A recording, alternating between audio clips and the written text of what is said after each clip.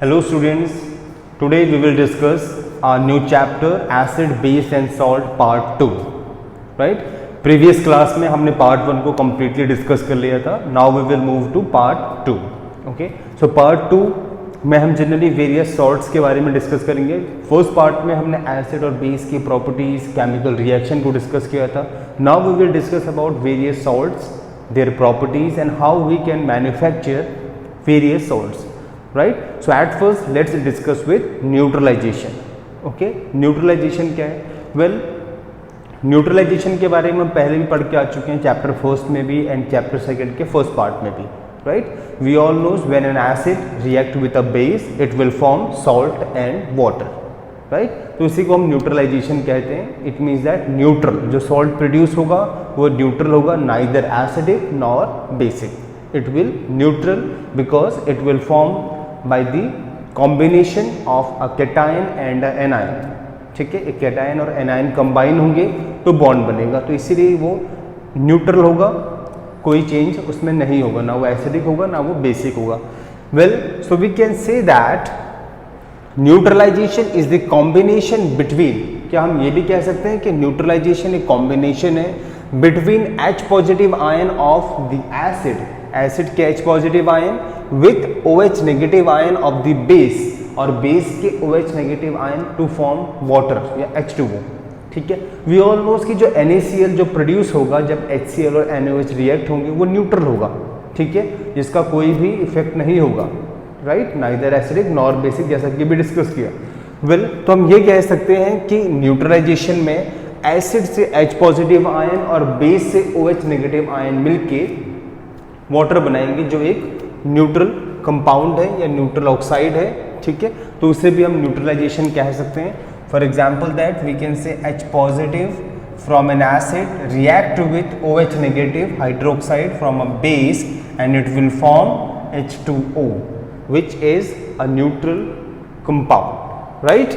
So here we can also explain with this example. Right? Here in this reaction, H positive comes from an acid, right? HCl, and OH negative comes from, for example, like that. Okay? H positive comes from an acid and OH negative from a base, and it will form NaCl plus H2O and plus heat. Right? So with the help of an activity we can demonstrate these changes. Right? So here let's focus on this part. Here in this an activity, मैंने beaker में हमने generally एक solution को put किया sodium hydroxide और phenolphthalein के. ठीक है, सोडियम हाइड्रोक्साइड एक बेस है. ओके, फिनोफ्थलीन हमने उसके साथ में उसे मिक्स किया.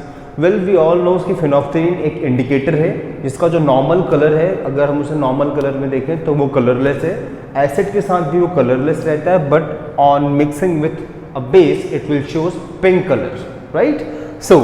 So when we mix NaOH with phenolphthalein, it will produce pink color. Right?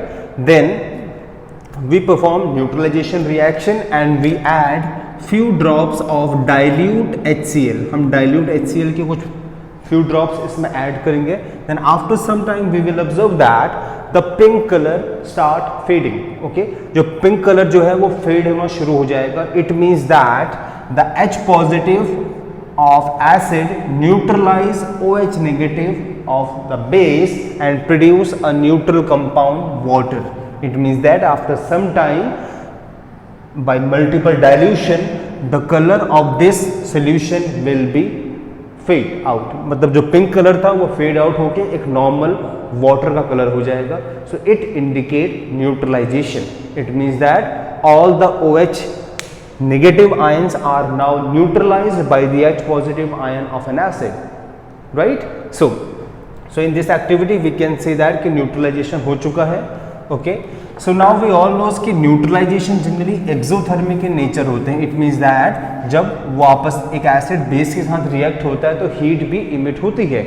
Okay? तो उस पर अब आ जाते हैं. देखिए, so what is heat of neutralization? Well, the amount of heat liberated when one equivalent of an acid react with one equivalent of a base.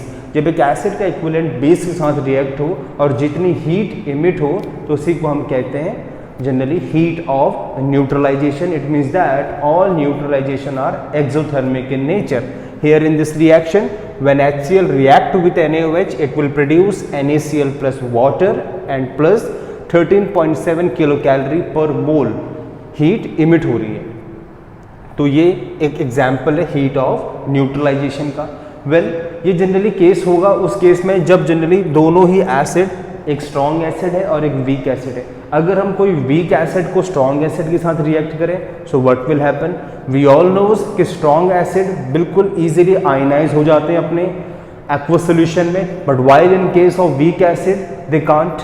Okay, they shows partial ionization. So in this case a little bit amount of heat energy will require to ionize a weak acid, right? So let's come to this point. Now we will discuss about heat of ionization. What is heat of ionization? It means that amount of heat energy required to ionize an acid. एक acid को ionise करने में या break करने में जो energy की requirement हो उसी को हम कहते हैं हीट ऑफ आयनाइजेशन.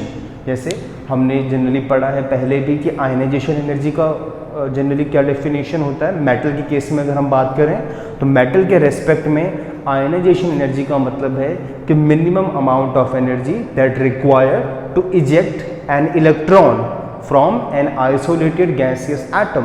किसी भी एटम के आउटर मोस्ट शेल से इलेक्ट्रॉन को इजेक्ट करने के लिए जो एनर्जी की रिक्वायरमेंट है उसी को हम कहते हैं ionization energy.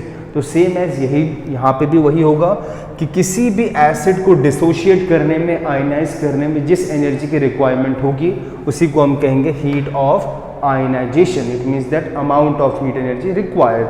So let's see with an example. चलिए एक वीक एसिड का एग्जाम्पल लेते हैं, एसिटिक एसिड का. ठीक है, CH3COOH एसिटिक एसिड.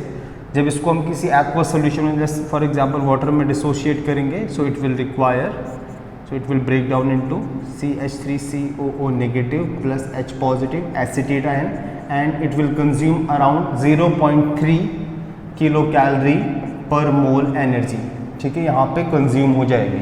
ठीक है, या फिर हम इस रिएक्शन को थोड़ा और ब्रॉड रेस्पेक्ट में इसको अगर प्रॉपरली बैलेंस करें, so we can say that कि when we react acetic acid with a base